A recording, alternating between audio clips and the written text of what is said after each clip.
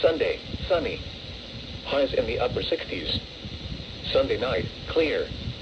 Lows in the mid-40s. Monday, sunny. Highs around 80. Monday night, mostly clear.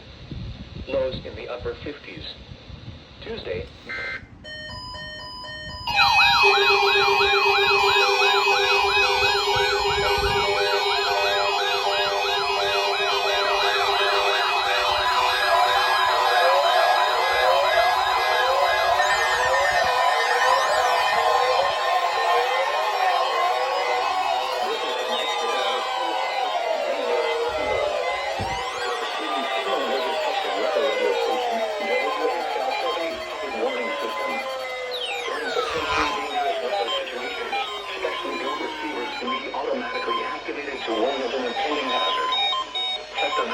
Receiver's performance are normally conducted between 11 a.m. and noon each Wednesday.